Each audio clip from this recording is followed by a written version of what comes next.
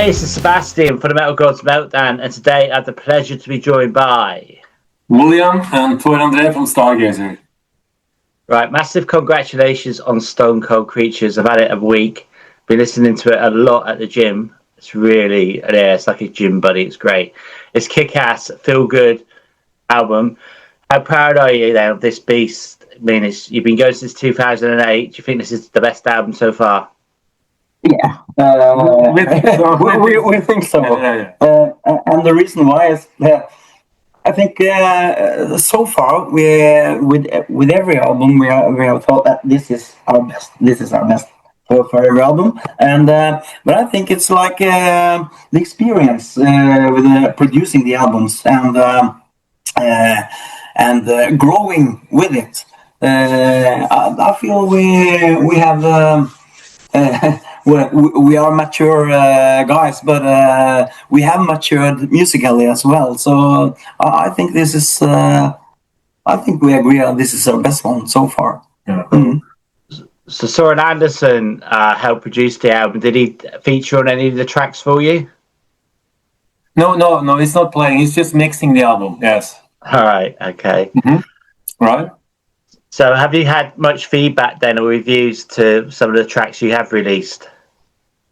Yeah, quite a lot actually, more than before. Yeah. And it has been feedback earlier too on the earlier albums, but this time it's the feedback has come more and earlier. So for the singles. Yeah. So that must be a good sign. Yes. Definitely. All right. So what's your current favorite track on the album today and why?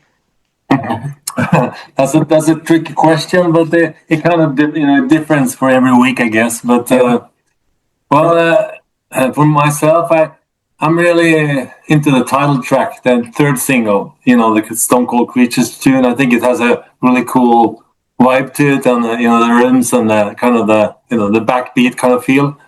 So, but it's very tough to answer that question, actually. Of course.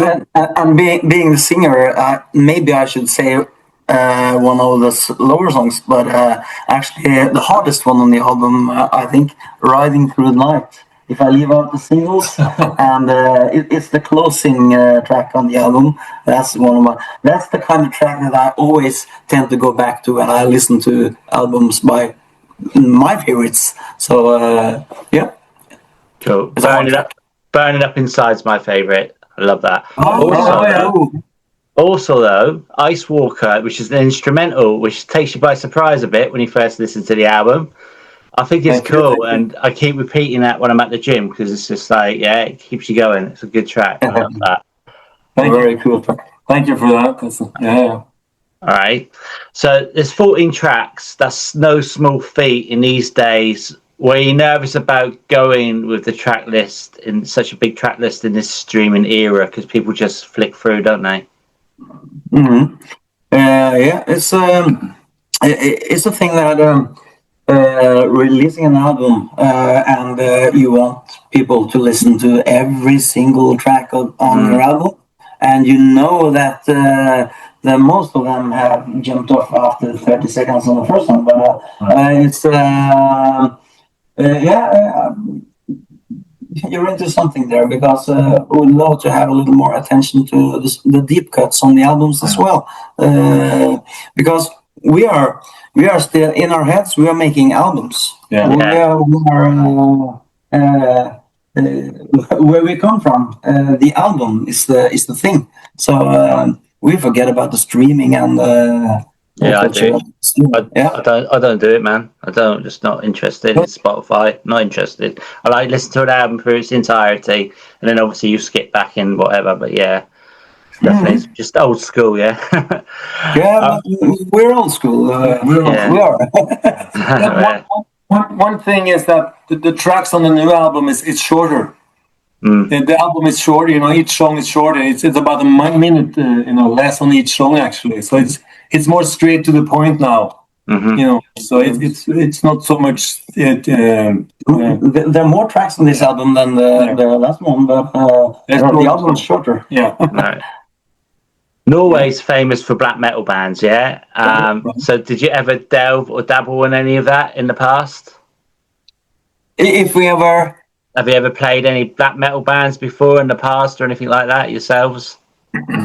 played him, no, not really. But we kind of dig it. So yeah, it's a part of our culture. So, but William and I, we decided we look better without the face paint. So and we don't get lost in the woods. Yeah, we run there. All right. Okay, so there's a strong Dio and Deep Purple vibe though pulsing through the album. Yeah, how does it feel to get these kind of comparisons? There's one track I can't think which it is, but it does definitely sound like Dio. Is that good? Is it really cool? Oh yeah, the comparison to Deep Purple, of course, I like that. Yeah, that's the music we grew up with. You know, so it's a part of our DNA. You know, for music. So all these big '70s bands, you know, we grew up with. So that's. And it's always interesting to hear what people hear in our music, what references people have when they listen to us. So Exactly. sometimes I get amazed why, do you hear that? Right. But Deep Purple, that's a good one. That's a good one. Can you tell us about the formats the album's going to be released in, and how crucial is the artwork for you guys? Is it AI, the artwork, or is it being drawn by an artist? No, that's one of the things we always like to do it the old-fashioned way, you know. And it's the artwork is done by a really famous artist in Norway, and it's going to be on vinyl, blue and black, and it's going to be on CD, and of course on Spotify because everybody, you know, listens through their phone. But because we're kind of a classic hard rock band, then you don't want to use IA. You want to do it have a guy make it, you know. So it's going to be it's going to be your own style on the cover too. So that's important to us. Yeah. And The artwork is like we catch the artwork out there, and we have this art illustrator working with us, modifying on these things. So it's kind of build up, but it's important to have this, as William say, this vintage cover feeling. Absolutely. Do you plan to have that framed on your wall behind you when it gets to gold? Yeah, well, that's for sure. And we also made a new backdrop now for the band, which is like 7, you know, with the new cover. So it's going to look really nice. Cool. And I think it's, you know, it's good to hear that you're noticing the cover, because I think it's important for everything, you know, for the music and everything. So absolutely. What was the next question? It's gone. Oh yeah. So would it be releasing any more singles before release date? Because it's way off yet, isn't it? September. Yeah. Next single is coming on Friday, and it's Looking for a Star. Okay. And after that, it will come a single, Stone Cold Creature, the title track. the title track, yeah. It's going to be 3 singles. Yep. Awesome. But I think there's 11 singles. Yeah. It's going to be for the last single, the title track. It's going to be a video. Yeah. Okay. Yeah. And is that coming out on Friday? Is that the one that's coming out on Friday? No, that's the last one. Yeah, the fourth one. Yeah, exactly. So that's the next one. So Next one, that's the last one for the video. Okay. Yes. All right.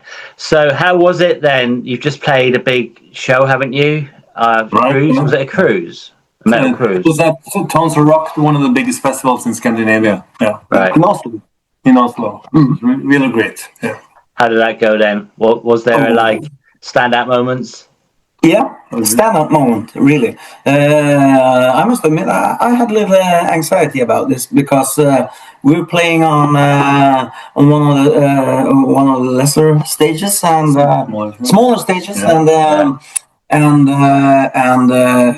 when we were starting, there was this huge band playing on a stage beside us on the main stage. Right. And I was like, I had this anxiety before I went through the curtain, and is there going to be people here? And then the band was ready, and they started on the first chord, and I opened up track, like the vocal entrance. You come late, and open the curtain, and I look, and there's people out everywhere in the tent, and outside the tent they were just waiting for us, and it was Wow. like all my nerves were gone.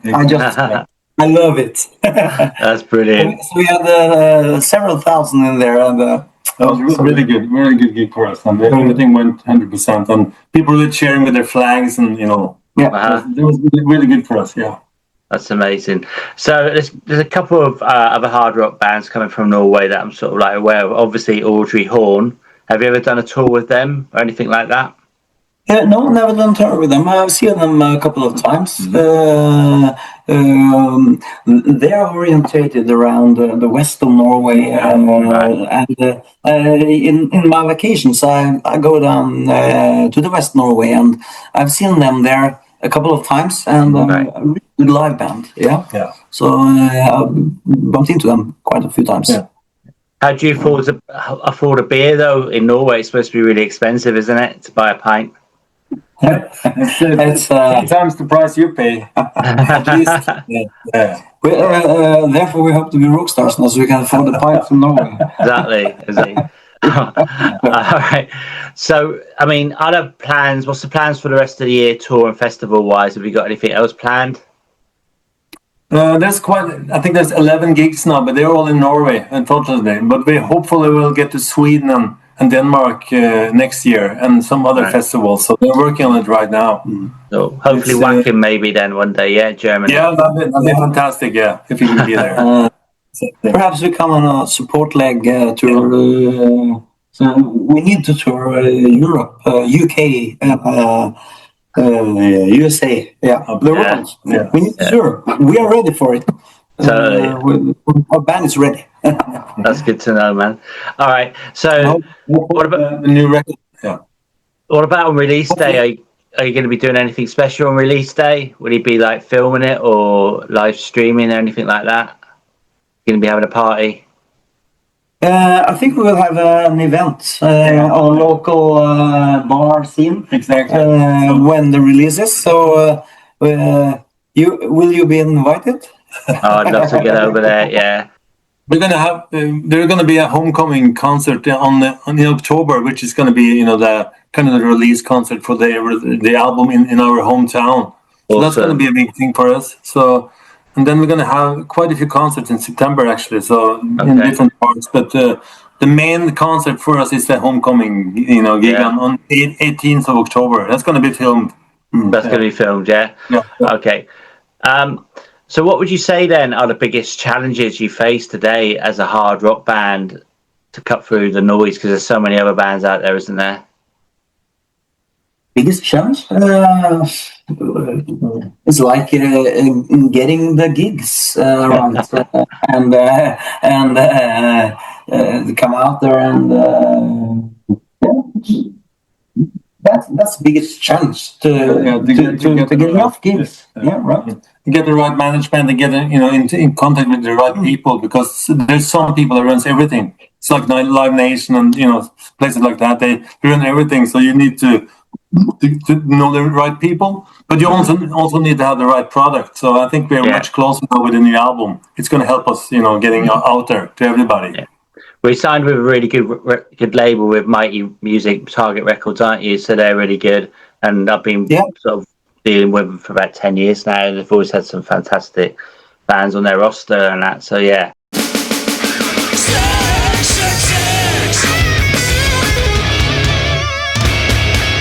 Okay.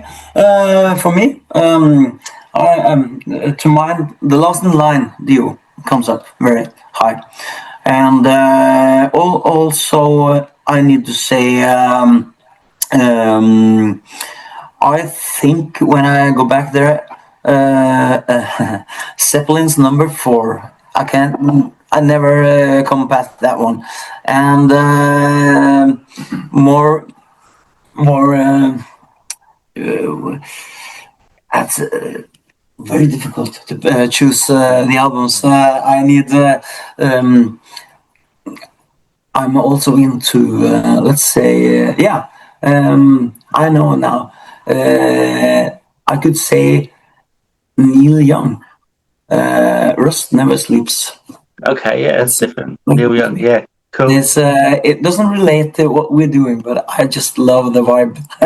Okay. Alright.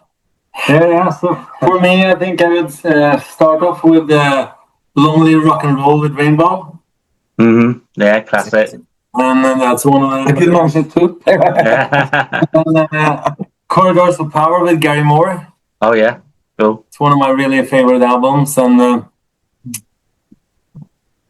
think that's a really tough question. "Heaven and Hell" with Black Sabbath. Brilliant. Yeah, that's one of my favourites. Okay. It's right, they're going threes, right? This is called Zeb 666 this bit, but I've sort of gone 3, 3, 3, and then 6. So this is like a different part of the interview. So I put up 2 interviews. So I put the full interview up, then I section it off and put Zeb 666, right? Right. So, I think I would like to have Bonham there behind the drums. Bonham and John Paul Jones. So then a lot has been done. Maybe as a guitarist there, yeah, I guess then I cannot choose William this time. So I'll find another one. Yeah, we'll find. Well, it's a strange choice maybe, but Matthew Bellamy from Muse. I love this guy.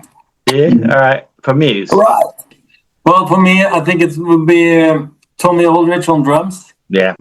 He's still going. And Bob Daisley on bass. Yeah. And on vocals, that's really tough. I would like to say David Roth because he was one of my big heroes in being a frontman, but not his voice today. But he's for the show. He's like my big hero. But for vocals, I would probably pick. I'm a big Glenn Hughes fan, but we have played in front of Glenn Hughes, so we met him a couple of times. He's one of my favorite singers. Yeah. Yeah. So that'd probably be Glenn Hughes on vocals, and Bob Daisley on bass, and then Tommy Aldrich on drums, and on keyboards. Let's see, Geoff Nichols, probably. Okay. Yeah, that's a good lineup. That'd be a hell of a band. All right. I didn't mention John Lord for me on the keyboard. Yeah. He'll come back. Cool. All right. So when you're going to head out on tour in the morning, which 3 essential items are you going to take with you? That's a good one. Absolutely the guitar and my favorite guitar amp. Yeah. My custom old Marshalls and some pictures of the family. Always do that. And because I cherish them, they keep supporting me all the time. I got 5 kids, so you have to take care of them. Right. And some clothing, I guess. Yeah. So I will bring my favorite T-shirt, my toothbrush, and some credit cards. Okay. Are there 3? If you could choose 3 countries from anywhere around the world that you'd love to tour, if you could, where would they be? It would be Japan, United States, and UK. Okay. Yeah. All right. A lot of the bands I grew up with, came from the UK, so that's nice. Yeah. I could also see Germany, France, UK. Yeah. Cool. But all of them, yeah. All of them. Great choices. Right, so it's the final 6 now, right? So you're on a 24-hour road trip. Which musician would you take with you, dead or alive? Okay. Which musicians to bring on the road? We're on the road trip. That's a good one. I think it would be George Lynch on the guitar, one of my heroes. Yeah. And who else? That's a tough one too, Well, it's just one now because it was the final 6, so it's just one. So that's George Lynch, yeah. George Lynch, yeah. I would bring Jimmy Page, I think. Jimmy Page, yeah. I think Jimmy Page. Yeah, that's a good choice. He'd have some good stories, yeah. I'd ask him a lot. Yeah. Okay, then. If your personality was a song, what would it be? What would its title be? Like a made-up song about your personality? From every song in the world? Yeah.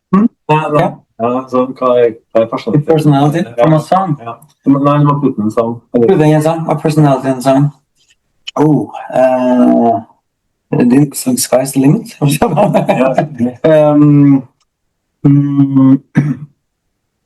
Personality in song. You find yourself in a song? That's a tricky question.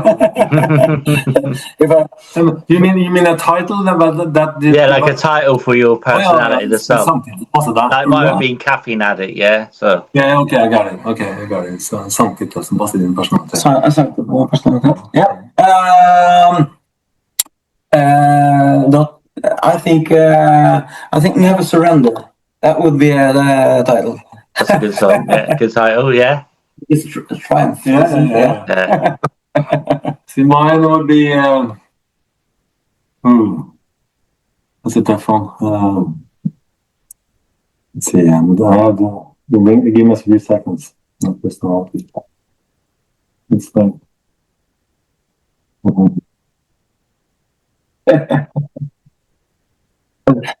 This is the tricky part. Yeah. Hey, I'm high. Yeah. Cool. Good one. Okay. So, do you prefer vinyl or digital? Do you prefer vinyl or digital? Oh, that's the easy one. Yeah. Okay. Yeah. Do you prefer a festival chaos or an intimate sweat-soaked gig? I think the best is intimate show. Yeah, right. Yeah. I think that's the best. For me, it's all about the vibe because it's sometimes when you play a little when it's really cooking, and then if that happens, I think both is equal. It depends on the fans and who's out there. Yeah. Okay. Can you sum up your music in one word? Our music, Stargazer music, in one word. Yeah. High energy. One word? Yeah, one word. Yeah. Okay.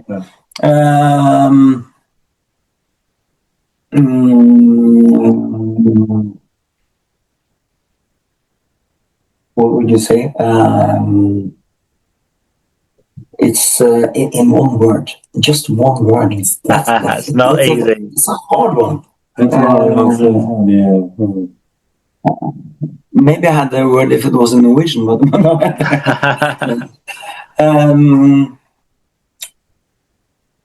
What would you sum up our music like in one word? I would think something about energy, power, and I think if positive energy is one word, I would say energy. So Energy. yeah. Okay. If your band had a mascot, what would it be, and what chaos would it cause on stage? That must be a husky with blue eyes staring into. So at some point, this husky might come as a mascot on the stage. You think so? Yeah. And doing damage. Cool. Eating the crew. Yeah, that'd be sweet. Yeah. So it's a husky. I thought it was a wolf. It's a husky. Yeah, it's kind of a mix between them actually. Yeah. Okay. But Thor has two of them, so. All right. He's part of this. Yeah. With you. Sometimes you have to modify them a little bit for the cover, so it's. All right. Okay, so for this bit, that's that bit done. If I could get a little soundbite off you, just again introducing yourself from Stargazer, and then if you can say you're listening to Seb's 666, it will rock your world. That'd be amazing. Yeah, this is André from Stargazer, and here we have William. And you are now listening to 666 Metal Gods. Thank you. Excellent, man. Right, so the final words then.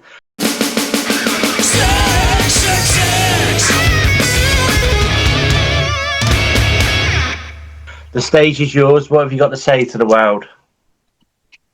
I would say to them, come and see Stargazer live. get us to your place and come and see us, and you'll experience a great experience with a fantastic live band.